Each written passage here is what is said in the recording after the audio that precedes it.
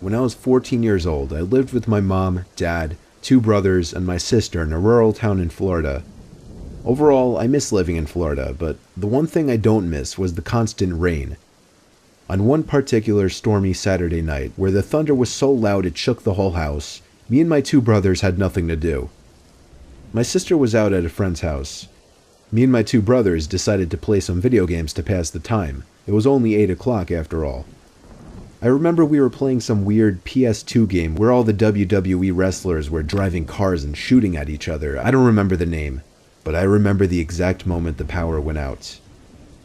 I was about to kill my brother in the game when the room went completely dark, and the sound of something popping from outside echoed into the room. We assumed a fuse had blown outside on one of the power lines. We went to call for our dad, who was already getting his rain jacket on to go outside and check. Our house has 2 fuse boxes, one outside attached to the telephone pole on our lawn, and one inside. He asked me to go outside with him to aim a flashlight at the fuse box. When we were outside, he opened up the fuse box and began flicking around the different switches, hoping to reset something. He tried every switch, but the power didn't seem to come back on. He told me to wait there and to keep flicking switches while he went inside to do the same thing with the indoor fuse box. The rain was coming down hard. I just wanted to go inside as soon as possible. As I had the flashlight in my hand aimed into the fuse box, even through the sound of rain pounding down on the ground, I thought I heard something come from the woods behind our house, like a giant log cracking. I aimed the flashlight into the woods, and for maybe half a second, I thought I saw an arm reaching around from behind a tree. But as soon as the light exposed it, the arm pulled away behind the tree. I shut the fuse box, ran up the front patio and into the house. I ran to my dad, who was tampering with the switches inside the fuse box in the closet. He entertained my claim, but he didn't seem to take what I said very seriously. He followed me outside around back, where I aimed the flashlight into the woods, the same spot I saw the arm. My dad took the flashlight from me and made his way into the woods. I stayed by the back patio in total darkness. Pretty soon my dad went so deep into the woods that I couldn't see the flashlight anymore. Growing nervous, I inched my way closer to the woods, repeatedly calling out for my dad, until I found myself walking into the woods. It was hard to even hear myself think over the sound of rain pouring down on the leaves above, but I did suddenly hear footsteps not too far away. Once again, I called out for my dad, and I heard him answer. This made me panic. Why, you may be wondering? Because my dad's voice came from a completely different direction than the footsteps. I ran in the direction of my dad's voice and eventually found him walking back to the house. Out of breath, I barely managed to tell him about the footsteps over in the other direction. He told me to go back inside and he'll continue to look around, and so I went inside and locked the door. Me, my brothers, and my mom all waited by the back door, expecting to see him come out of the woods any second. Eventually, we heard someone at the front door trying to open the locked door. I went over, expecting it to be my dad, but my mom stopped me and looked through the peephole. Then she screamed. She ushered me away from the door and told all of us to go upstairs, and at that same moment, my dad came back into the house through the back door. I didn't see the rest of what happened, but I heard my dad yelling at someone outside. When he came back in, he told all of us he saw someone running into the woods. I knew he was taking this seriously now. We thought it would end there, but the next morning, we found that the basement window had been smashed, and there were muddy footprints all over the basement carpet. A large wad of cash that was sitting on the basement bar was stolen, along with a few antique decorations that held some value. The scary part was that the muddy footsteps went up the stairs, but stopped there. Our basement door had a very heavy-duty lock, which may be the only thing that stopped this man from exploring the rest of our house, possibly even our bedrooms.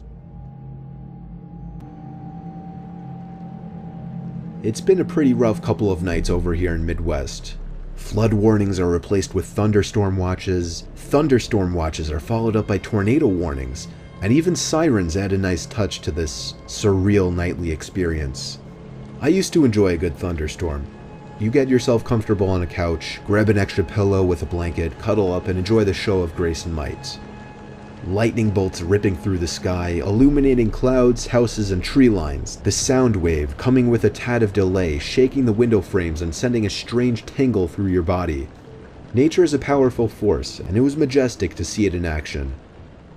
Until tonight.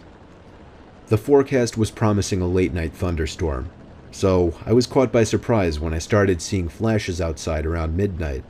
Since I wasn't prepared for it, I tried to quickly finish up the Orange is the New Black episode and get myself to the couch. When I got my headphones off, I realized why the flashes seemed so odd at first. There was no sound to follow them. I mean, if the lightning is in the clouds or pretty far away, then yeah, I guess the sound could be missing.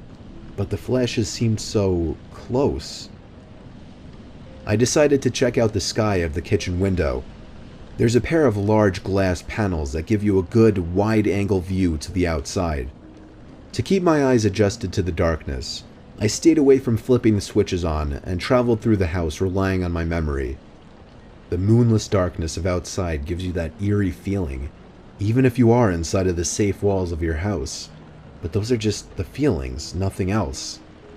If it wasn't for the glass, the pitch-black darkness of both sides made me feel like the safe walls surrounding me no longer exist, and that feel of safety was slowly crawling away. But the walls did shatter when I glanced up high into the sky, and my eyes met the twinkly stars staring back at me. There were no clouds. There was no thunderstorm with lightning. No, there wasn't. But the next flash, right from the other side of the window pane, did reveal that there was someone 5 feet away from me, and nothing but a thin glass sheet was separating us apart. In the year 2009, I was spending a weekend with my uncle on his ranch when my parents were renovating the new house we had just bought. It was my second night there, a Saturday, and it happened to be during one of the biggest thunderstorms of the year. I'd say there were at least 3 crashes of thunder and lightning per minute. And we were in the heart of the storm, because the thunder would crash not even a second after the lightning would. I always enjoyed listening to storms while laying in bed, so I stayed up a little later watching TV, just enjoying the ambiance.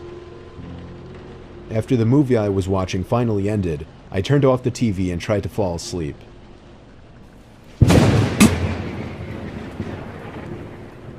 As I heard the lightning strike from outside, I could have sworn I heard some kind of metallic thud coming from outside at the same time. I didn't pay it too much mind. 20 seconds later, I could have sworn I heard it again. A very distinct metallic thud coming from outside to match the timing of the lightning. I really don't mean to make this sound like a cliche horror story, but my uncle really is a kind of creepy guy, and I was never close with him even remotely. So for that reason, I didn't feel right going to wake him up. I just tried to forget about it. Now I was getting concerned. What the hell could that be? After the 3rd time, I finally got out of bed and walked over to the window of the guest bedroom. The water pouring down on the window made it extra hard to see what was out there in the dark fields. A flash of lightning momentarily lit up the property, but I couldn't see anything. However, once again, the sound of a metal hit accompanied it. The sound was so close now, it sounded like it was coming from the left of the window at a blind spot. I was going to do something I knew my uncle wouldn't be happy about. It would be a bit messy, but I was going to open the window and peer outside to see if I could see what the sound was. I unhooked the window lock and slid it up, and immediately the wind of the storm blew drops of rain into the room and onto me. I stuck my head out the window and looked to the left, and at that very moment, lightning lit up the property once again, and I could see a person dressed in all black crouched down by the outside basement door with his hand raised in the air. And before the sky went dark, I caught the briefest glimpse of what the sound was coming from. The person was bashing at the basement door lock. I pulled my head in and quietly shut the window, making sure to lock it. I was in a panic. I feared he might have seen or heard me. I ran back to bed and pretended to be asleep, facing away from the window. Lightning crashed once again, but this time there was no metallic thud. My heart must have dropped as I realized this. I just stayed put in bed for the longest time, hoping whoever was out there would go away. After maybe 3 more lightning crashes without any thuds accompanying them, I thought it would be safe to go tell my uncle. I turned to face the window and screamed. There was a figure, clear as day, standing at the window, looking in at me. I screamed as loud as I could and ran straight to my uncle's room. He went outside with his hunting rifle with nothing on but his pajamas, not even socks. He ran around the entire property yelling like a madman, but didn't find anyone. The next morning, we were able to better see the marks on the basement door lock. It was almost bashed open. Maybe 3 or 4 more good hits would have done it, according to my uncle. He was proud of me for picking up on it. Luckily, I was out of there that same day. My uncle hasn't told us of any incidents since, so I think he's been okay. Not that we talked to him much at all. I'm grateful I stayed up a little later that night watching that movie, because I may have just stopped a robbery, or possibly much worse.